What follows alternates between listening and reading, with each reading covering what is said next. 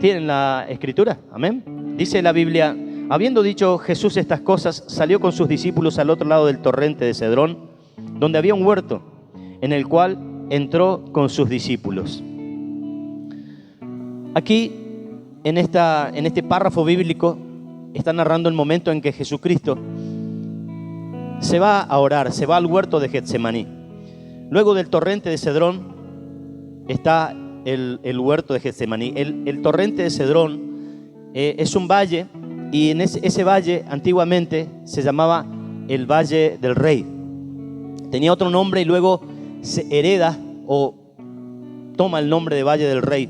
En ese lugar, en ese valle, Absalón dijo: yo no voy a tener, como no tengo hijos y no tengo herencia, no tengo cómo dejar memoria. Entonces erigió allí un monumento, ¿sí? El cual se llama el monumento de Absalón o la torre de Absalón, y está justamente ahí frente a el huerto de Getsemaní.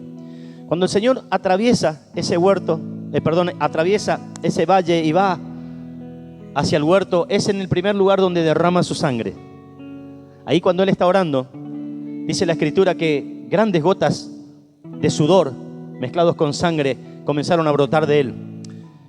Y hemos oído, quizás ustedes también, al igual que yo, han oído muchas prédicas y enseñanzas sobre lo que acontece con el cuerpo cuando está bajo mucha presión. Es lo que se considera en este aspecto que el Señor Jesucristo estaba sufriendo por causa de lo que venía delante. Entonces, en mi modesto criterio, no creo que haya sido por el dolor necesariamente. Creo que era porque nunca antes había estado desprendido, nunca antes había sido soltado por el Padre. Él declara que el Padre y Él son uno. Entonces creo que Él sabía que el Padre habría de darle la espalda porque conoce la santidad del Padre, pero también sabe de su justicia. Y necesitaba satisfacer esa justicia con ese acto perfecto en la cruz del Calvario. Aquello que era símbolo de maldición, el que era perfecto, el que es perfecto, lo toca y lo convierte en bendición para nosotros. Y solamente eso se podía dar si el que era ofrecido era perfecto. Y de hecho aconteció. Entonces creo que en ese momento el Señor entra en crisis y comienza a orar, y en esa oración, la que todos conocemos, la que es famosa en su expresión: si es posible, pasa de mí esta copa. Y en ese momento tan triste y tan duro, vemos una noche negra en el Señor. Vemos el momento difícil que el Señor pasa. ¿Y por qué hablo de Absalón? Porque al día de hoy ahí se levantó, no sé si es el mismo lugar, pero no es la torre original, no es el monumento original que levantó Absalón. Absalón tiene una característica muy parecida en su muerte a lo que fue el Señor Jesucristo. Cuando él iba siendo perseguido por el ejército de su papá, porque él había montado una rebelión para tomar el trono de David, su padre, entonces iba corriendo, y la Biblia nos narra que tenía mucha cabellera y termina enredado en una encina, y dice que quedó suspendido. Estaba calculando justamente hace unos días el pelo, según lo que nombra la Biblia, y eran 4 kilos. 4 kilos de pelo, qué bien me vendrían, ¿verdad? Con 1 kilo bastaría, supongo, ¿no? Pero él queda enredado y queda suspendido entre el cielo y la tierra. Estar suspendido entre el cielo y la tierra, nosotros podemos decir que quizás lo que significa, lo que representa para nosotros, es que ni el cielo te acepta, ni tampoco la tierra. El Señor Jesucristo fue suspendido en una cruz, pero no porque el cielo no lo aceptara, sino porque cargó nuestro pecado. Él se hizo pecado por nosotros. Y en ese mismo valle, en ese mismo torrente de Cedrón, antes de llegar a aquel lugar, ahí fue donde la historia narra que el rey de Salem, que Melquisedec, sale a recibir a el padre Abraham. Entonces me gustaría ir un poquito a la historia para poder entender algunos principios que de allí se desprenden. En Génesis capítulo 14. Yo voy a tomar solamente algunos versículos, pero les voy a introducir en la historia qué es lo que sucede. El rey de Sodoma y Gomorra, este rey recibía el tributo de otros reyes, y estos reyes se rebelaron contra él. Entonces se juntaron 4 reyes que nombra la Escritura en este capítulo, y ellos van con sus ejércitos y empiezan a tomar y a saquear la ciudad, y se llevan, entre todo lo que se llevaron, se llevan la gente, lógicamente, y también se llevan a Lot, el sobrino de Abraham. Y la Biblia declara que Abraham tenía 318 sirvientes en su casa, 318 criados, ¿sí? Estimo que Abraham no era un hombre que estaba todo el tiempo pensando en la guerra, pero por lo que me da a entender la Biblia, era un hombre que sabía defender lo suyo. Era un hombre que estaba dispuesto a enfrentarse, a armarse para ir a defender lo suyo. Hoy nosotros vemos que difícilmente las personas quieren pelear la batalla como es correcta. Aquí en la historia se nos narra que él tomó los criados de su casa y entonces se fue a buscar aquello que había sido saqueado. Abraham, como era hasta este momento, él había salido de su tierra y su parentela en obediencia al Señor y llevó a su sobrino Lot con él. Se ve un evidente cariño por su sobrino. Así que tomó una responsabilidad que quizás la podía haber esquivado, pero él la tomó y la llevó y seguramente le dio a Lot no solo conocimiento, sino también todo lo que era necesario para que él pudiese desarrollarse en la vida. Ahora, la responsabilidad de él se multiplica más aún, porque cuando él va a buscar y derrota a aquellos reyes que se habían unido, que se habían juntado en lucha contra el rey de Sodoma. El nombre del rey de Sodoma está en el versículo 2 de este capítulo y significa rey de lo malo, o se representa o se traduce como rey de lo malo. Y aquí hay algo que yo quiero rescatar. Él ahora no tiene solamente responsabilidad sobre Lot, su familia y sus criados, sino también de toda la gente que recuperó. Tiene que traerla de vuelta. Desde donde estaba Abraham, desde Hebrón, hasta donde fue, hacia el norte, hacia arriba, tenía que atravesar Jerusalén. Y cuando atraviesa Jerusalén para llegar a la tierra donde estaban allí estos reyes, era lo que hoy se conoce como Siria. Era cerca del norte de Damasco. Entonces él atraviesa todo, eran alrededor de 250 kilómetros que fue Abraham para librar esa batalla. Ahora es impresionante lo que él logra con 318 criados contra 4 reyes con sus ejércitos. Yo creo que eso lo entendió Abraham porque él tenía una amistad con Dios. Que no hace falta cantidad, sino que hace falta calidad. Porque cuando Dios está con nosotros somos muchedumbre. Somos verdaderamente victoriosos. Cuando lo tenemos a Dios de nuestro lado, cuando desarrollamos una amistad con Él, podemos entender sus planes y tenemos el aval del Señor, no para salir a pelear con cualquier cosa, sino para salir a pelear las batallas que Él nos dice que tenemos que pelear. Y cuando Él vuelve, dice la Escritura, y en esto vamos a leerlo para poder entenderlo, desde el verso 17 dice: cuando volvía de la derrota, Kedorlaomer, de los reyes que con él estaban, salió el rey de Sodoma a recibir al valle de Sabe, que es el valle del rey.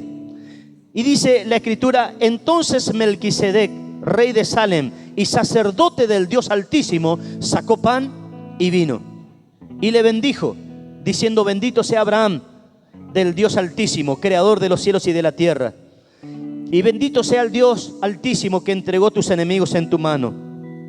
Y le dio a Abraham los diezmos de todo. Aquí hay algo puntual para resaltar. Cuando aparece el rey de Salem, cuando aparece el rey de paz, significa rey de Salem. Cuando aparece Melquisedec, sacerdote del Dios Altísimo, es antes de la ley y él entiende que tiene que darle el diezmo. De todo lo que había recogido en botín, trae y da su diezmo. Mucha discusión hay sobre si el diezmo es de la ley, si debemos cumplirlo, si es de la gracia o qué. Pero aquí dice la Biblia, antes de la ley ya se cumplía con esto. Era importante, ¿por qué? Porque nosotros, cuando venimos y adoramos al Señor y alabamos, estamos rindiéndole honor a Él, ¿sí? Cuando nosotros recibimos su regalo, estamos honrando de alguna forma a Él. Pero cuando nosotros damos los diezmos, le estamos reconociendo como rey. Nadie se presenta ante un rey sin regalo. La Biblia declara que cuando aquellos mal denominados magos de Oriente llegaron, cuando el Señor Jesús estaba en aquel pesebre, vinieron con regalos porque entendían que Él era el rey. Y ante un rey nadie se presenta con las manos vacías. Aquí Él reconoce que es un sacerdote y que le da los diezmos. Y es puntual esta enseñanza porque tiene un sinónimo con la riqueza. Pero no quiero entrar en ese detalle. Yo quiero ir a lo que entiendo tenemos que tratar en esta tarde, en esta noche, casi noche ya, que es justamente el hecho de que sale también el rey de Sodoma y le dice a Abraham: dame las personas y toma para ti los bienes. Y la respuesta de Abraham es clarísima. Esa respuesta dice: y respondió Abraham al rey de Sodoma: he alzado mi mano a Jehová, Dios Altísimo, creador de los cielos y de la tierra, que desde un hilo hasta una correa de calzado nada tomaré de todo lo que es tuyo, para que no digas: yo enriquecí a Abraham, excepto solamente lo que comieron los jóvenes y la parte de los varones que fueron conmigo. Y ahí describe quiénes estaban con él. Aquí es lo que yo quiero resaltar, esto puntualmente. La Biblia dice que Abraham viene y aparece el rey de Sodoma, ¿sí? El rey de lo malo, el rey del pecado, el rey de la tolerancia, el rey de lo moribundo. Aparece y le dice: qué bueno que viniste, Abraham, qué buena es tu victoria. Y en el medio aparece Melquisedec, y Melquisedec lo bendice. Esa es la bendición que nosotros recibimos del Señor, no porque lo merezcamos, sino porque Él es el que nos quiere bendecir. Entonces, cuando recibe la bendición, Él le da los diezmos. Y en el camino, o luego, dice que el rey de Sodoma le dice: mira, dame las personas, llévate todos los bienes, no quiero nada de las riquezas que has conquistado, solamente dame las personas. Aquí hay algo que yo quiero puntualizar en esto. El rey de lo malo, el rey de lo oculto, el rey o el príncipe de las tinieblas, no le importa que las personas sean ricas, que las personas tengan bienes materiales. A él lo que le interesa son las personas. A él lo que le interesa son las almas de las personas. A veces nosotros estamos tan afanados por conseguir aquello que nos hemos trazado, quizás en la juventud o quizás en algún área de nuestra vida. Estamos tan preocupados por los bienes materiales que nos olvidamos de la familia, nos olvidamos de aquellos que tienen que ser influenciados por nosotros, aquellos que tienen que recibir un mensaje de libertad y de salvación por nosotros. Estamos tan ocupados haciendo el dinero que nos olvidamos de las personas. Al diablo no le interesa porque sabe que cuando partamos de esta tierra nada habremos de llevar. Pero es importante entender que aquí Abraham, por causa de su amistad con Dios, entendió este principio y le dice lo siguiente: nada voy a tomar de ti. Ya Dios me dijo que me va a enriquecer. Ya Dios me dijo que me va a bendecir. Y hoy el sacerdote del Dios Altísimo ha bendecido mi vida. Ha traído una palabra de bendición por cuanto yo vine en victoria y Él me bendijo. Cuando nosotros tenemos una gran victoria, nos olvidamos muchas veces de ser agradecidos con Dios.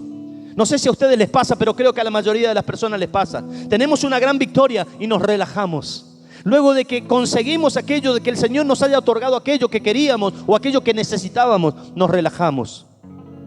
Y venía a mi corazón esta palabra hoy cuando después de la reunión, luego de haber tenido en la mañana el taller y esa administración poderosa que el Señor tuvo en los matrimonios, pensaba yo: eso es lo que me pasa.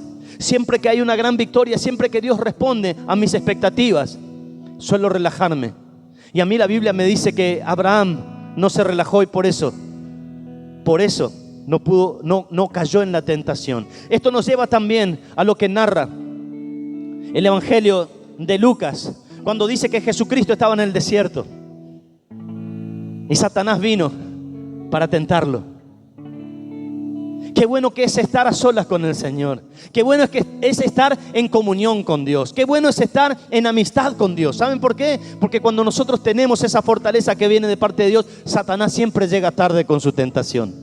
Después de una gran victoria, a pesar de todo, imagínense todo lo que significaba no solamente caminar esos aproximadamente 500 kilómetros, sino también la responsabilidad que significaba traer a toda esa gente de vuelta. Ya no eran Lot y su familia, ahora eran todos esos habitantes que él pudo recuperar. Más responsabilidad, mayor responsabilidad. que tener que atenderlo, que tener que lidiar con ciertas actitudes. Imagínense que no había medios de transporte como los que tenemos hoy. Y de repente entonces el camino se hace más largo. Y cuando se hace más largo, entonces surgen los problemas. Como en este tiempo que estamos pasando nosotros. Esta pandemia que estamos transitando y que se hace largo el camino. Y aquellas aristas, aquellas cosas no pulidas en la pareja o en la familia suelen presentarse de manera inoportuna. Y tenemos la discusión nuestra de cada día. No entendemos que para poder recuperar, para poder entender que el diablo no nos haga pisar el palito, como decimos comúnmente, para no caer en las trampas del diablo, necesitamos estar alertas. Y una forma de estar alerta es que cuando tenemos una gran victoria tenemos que ir a ser agradecidos al Señor. No son pocas las personas que reciben bendición de parte de Dios y a causa de la bendición ya no pueden honrar al Rey. Ya no pueden honrar al Señor porque ahora están muy ocupados. Porque no hay tiempo para orar. Porque no hay tiempo para buscar con una búsqueda de calidad. Qué triste es ver una iglesia que no entiende la función que debe cumplir en este tiempo. Una iglesia que tiene que pregonar el Evangelio y que tiene que declarar las buenas nuevas. Que para eso vino el Señor a traernos libertad, para que nosotros también libertemos a otros. En esto es puntual, en ese valle, el Valle del Rey, allí donde sale el rey de Salem, no solamente que lo bendice, primero lo bendice y luego le da pan y vino, ¿sí? Eso es lo que dice la Biblia. ¿Amén o no amén? Entonces, le da pan y vino, dice aquí en el verso 18. Entonces Melquisedec, rey de Salem, sacerdote del Dios Altísimo, sacó pan y vino, y luego lo bendijo. Sacó pan y vino y luego lo bendijo. Aquí hay algo puntual. Pan y vino son sinónimo de sustento, de riqueza. Los diezmos son sinónimo de riqueza. Amén. Cuando hablemos sobre este tema me gustaría mostrarles lo parecido que son las palabras en el hebreo de diezmo y riqueza que aparecen en este pasaje. Ahora, quiero llevarlos a esto. Dice Romanos en el capítulo 14, nos habla de que el reino del Señor no consiste en comida o en bebida, sino que es justicia, gozo y paz. Y aunque la equivocación del evangelio de la prosperidad a veces está muy mal entendido, quiero que quede claro esto, que no es por causa de lo que nosotros hacemos para el Señor que el Señor nos bendice, sino que a causa de que lo conocemos a Él, lo servimos, amén. Y eso trae para nosotros la consecuencia o la bendición. Aquí en este punto yo quiero resaltar lo siguiente: cuando hay una rendición completa, cuando hay un entendimiento de quién es Dios, y aunque el reino del Señor no consiste en comida y bebida, sino que consiste en gracia y en paz, podemos resumirlo, ¿sí? Justicia y gozo, como una gracia, como un favor inmerecido, pero una paz que sobrepasa el entendimiento. También el fruto del reino del Señor en nosotros trae riquezas y trae sustento. Y esa es la bendición que nosotros tenemos. Y esto es lo maravilloso de este pasaje, que él puede comprender por causa de que está alerta y por causa de que entiende en su amistad con Dios lo que es necesario. No recibir de aquellos que pretendan recibir algún tipo de alabanza de que nos han dado ciertas cosas. Nosotros lo que tenemos lo tenemos porque Dios ha decidido bendecirnos. Amén. Y en el capítulo 6 del Evangelio de Juan, la Biblia nos narra lo siguiente. Mientras ustedes buscan, yo quiero leerles el Salmo 105 en el verso 37. Dice la Escritura, hablando del pueblo que fue sacado de la esclavitud, y dice: los sacó con plata y oro, y no hubo entre sus tribus enfermo. Yo quiero que tenga en cuenta esta palabra,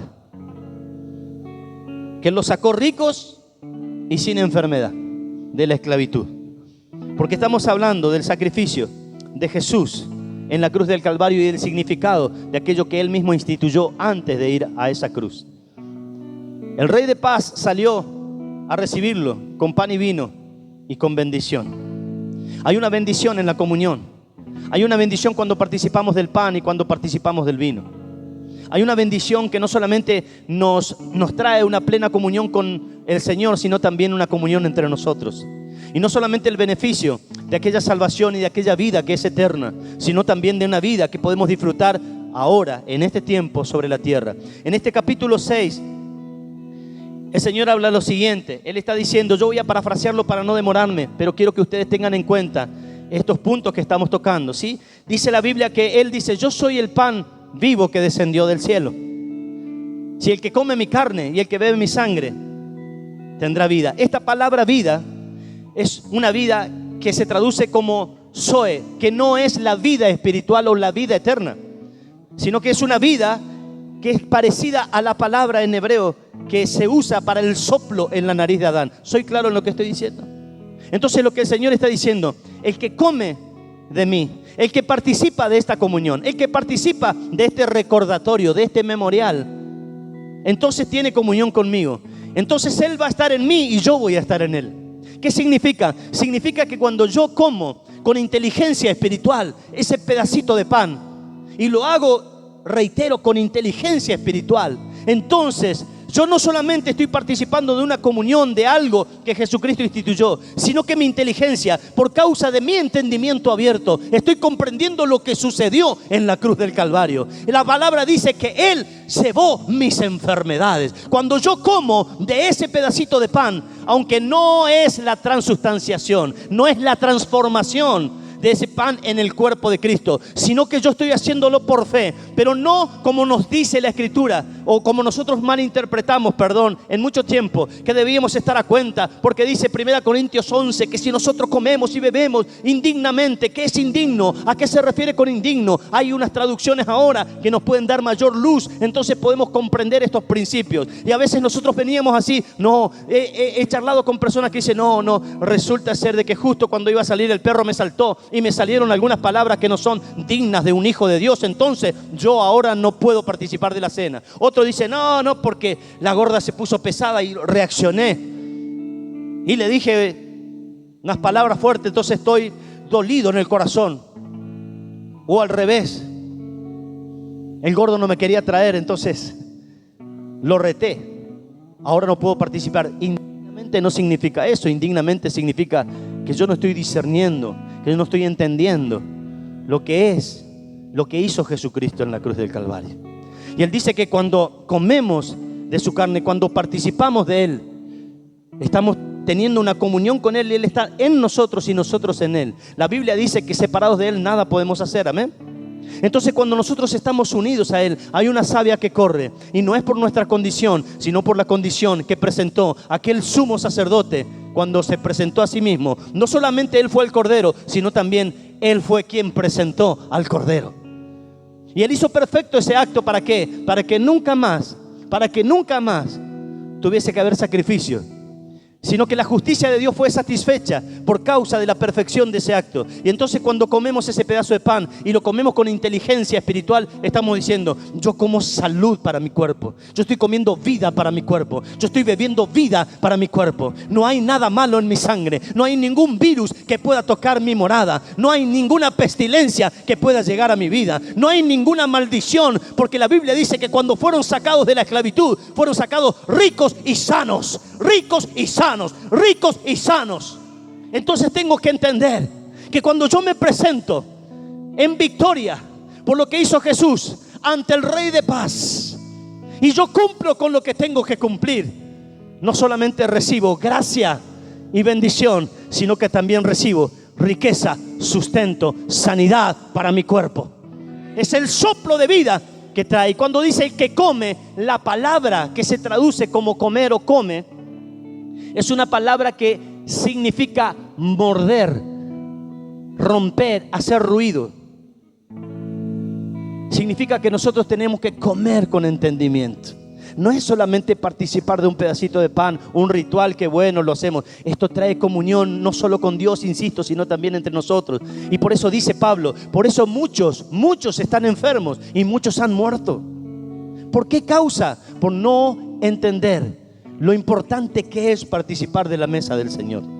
Lo importante que es el pan y el vino. Esta mañana hacía mención de que la primera vez que aparece el pan es asociado a una maldición.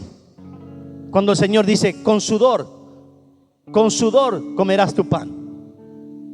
Por causa de esa maldición que tenía que trabajar a destajo, porque la tierra habría de darle también hierba mala, cardos, espinos.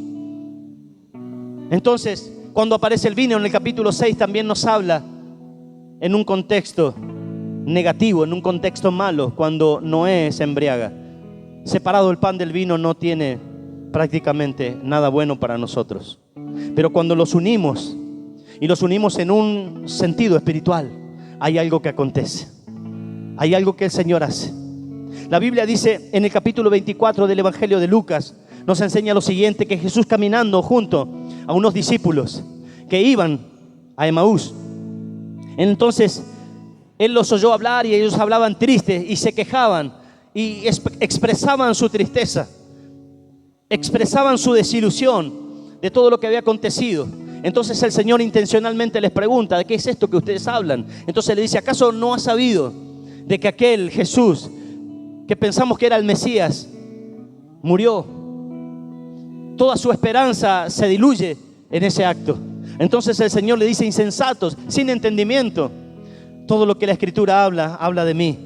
Y dice que Él comenzó a hablarles, ¿sí? Comenzó a hablarles desde lo que para nosotros es el Pentateuco, lo que son los libros proféticos, los libros de los profetas mayores y menores. Y Él comienza a hablarle y dice que fueron tanto hablando que llegaron a destino. Y cuando llegaron, Él hizo como que iba más lejos.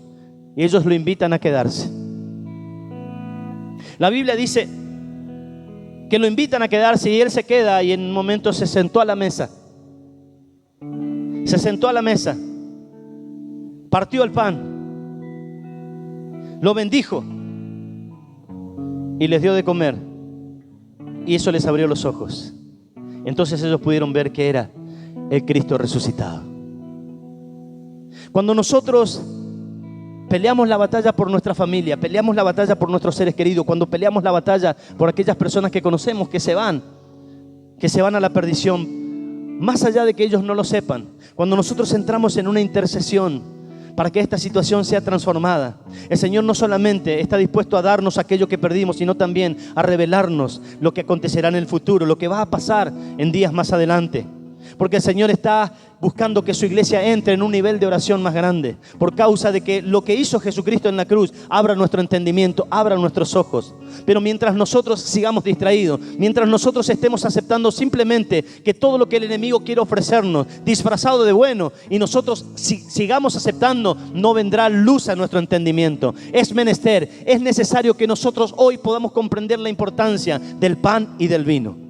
Es importante que nosotros podamos entender lo que dice la Biblia, lo que dice la Escritura, que nosotros al comer estamos comiendo a Cristo, estamos participando en Él, no en nuestra condición, no mirándome yo como indigno diciendo, Señor, he pecado, he hecho esto, sino que está bueno que uno lo reconozca y que arregle sus cuentas. Pero ojo, nuestros ojos mirando a Él, nuestros ojos posados en Él y no posados en nosotros.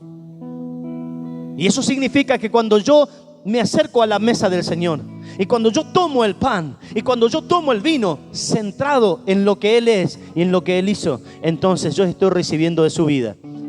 Y toda sentencia, no estoy diciendo que todo el mundo tiene que ser rico, pero no habrá de faltarte nada. Y cuando digo nada, me refiero a nada. Me refiero a buena salud, me refiero a una salud financiera, me refiero a todas las áreas de tu vida siendo bendecidas.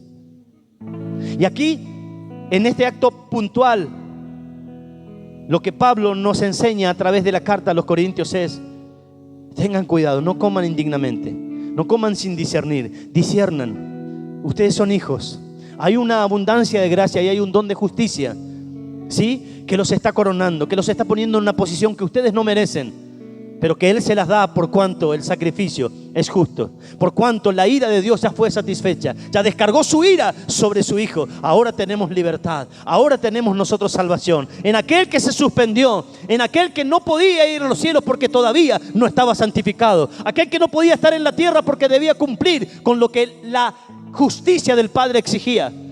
Y luego de haber entregado todo, dijo: consumado es. Ese sacrificio perfecto, hizo que él estuviera 3 noches y 3 días desaparecido de los ojos de aquellos contemporáneos. Y dice la Escritura que él descendió hasta lo profundo y fue allí y recuperó, dio testimonio a los espíritus de que él es el verdadero Dios. Él es el único Dios, que la muerte no lo puede retener.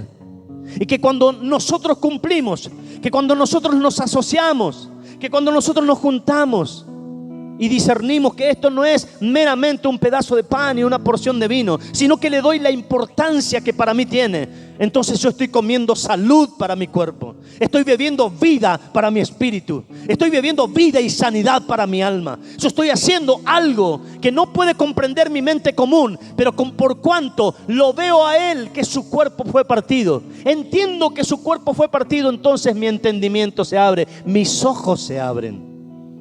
Y puedo comprender en mi espíritu, con una inteligencia, con una capacidad mayor que el sentido común de la gente, lo que estoy haciendo.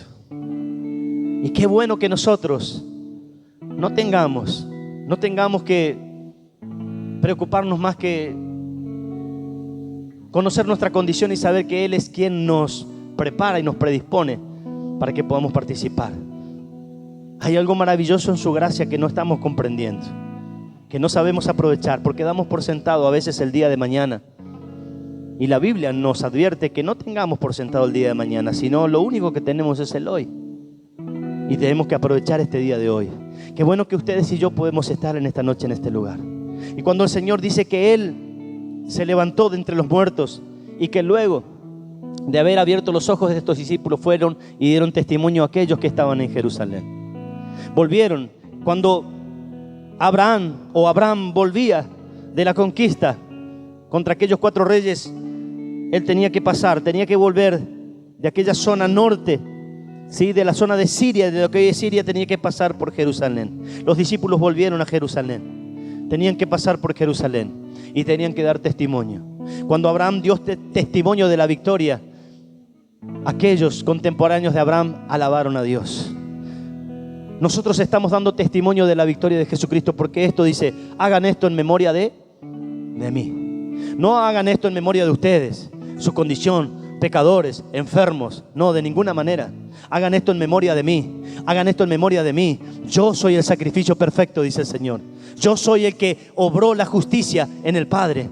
Yo soy el que trae ahora la libertad para que ustedes puedan acercarse confiadamente ante el trono de su gracia. Para que no tengan ningún reparo y digan: estoy teniendo comunión con Cristo, estoy teniendo comunión con mis hermanos, estoy teniendo comunión de cuerpo. Y es el Espíritu Santo el que recorre cada área, cada punto de nosotros y nos está avivando. Pero hay algo maravilloso en esto, que no es necesario que nosotros lo hagamos una vez. Podemos hacerlo todas las veces que podamos, pero nosotros lo hacemos por una cuestión de costumbre. Lo hacemos una vez al mes, pero que estamos recibiendo vida. Que la salvación ya es un regalo que nosotros hemos recibido por fe, que lo tenemos adentro y está asegurado, que nuestra alma está siendo regenerada por el trabajo que el Señor comenzó en nosotros. Y está escrito que el que comenzó la buena obra habrá de terminarla. Pero también tenemos en este tiempo para disfrutar de buena salud. Para disfrutar de buena salud.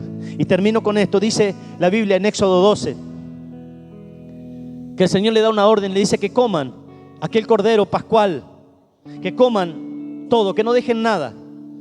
Y se comerás la cabeza y también las entrañas y también sus piernas. ¿Sabe qué significa? Significa que cuando nosotros comemos la cabeza de ese sacrificio, la Biblia dice que tenemos la mente de Cristo.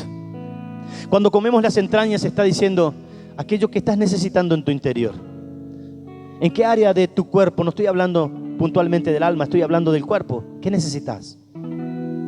A veces hay una mala digestión, a veces los nervios, la situación está trayendo sobre nosotros ciertas consecuencias. Entonces, al comer de esta porción de pan, estoy diciendo: Señor, hago la misma obediencia que aquellos antes de salir de Egipto, y estoy recibiendo sanidad para mi hígado, estoy recibiendo sanidad para mi corazón, estoy recibiendo salud para mi aparato digestivo, estoy recibiendo salud para mi aparato respiratorio. ¿Lo creen? Ese entusiasmo me encanta, ¿sí? Amén. Gloria a Dios. Ahora, cuando nosotros comemos las piernas, estamos diciendo: ya no voy a cojear más, ya no voy a salir del camino, voy a caminar firme. Porque cuando la Biblia dice que salieron ricos, no pobres, salieron ricos y salieron sin enfermedad. Salieron ricos y sanos. No puedo andar yo con riqueza y no puedo andar yo enfermo. Yo tengo que tener la doble bendición del Señor, porque la Biblia dice que el Rey de Paz no solamente me trae pan y vino, sino que también me trae bendición. Y su bendición no es parcial, su bendición es integral. Su bendición abarca todas las áreas de mi vida. A ese Dios es al que yo quiero servir. A ese Dios es el que yo quiero conocer cada día más. A ese Dios es el que yo quiero predicar, porque es el Cristo que sigue sanando, que sigue libertando y sigue restaurando. Por cuanto Él hizo la obra perfecta en la cruz del Calvario, tengo libertad de comer este pan y beber este vino. Aleluya.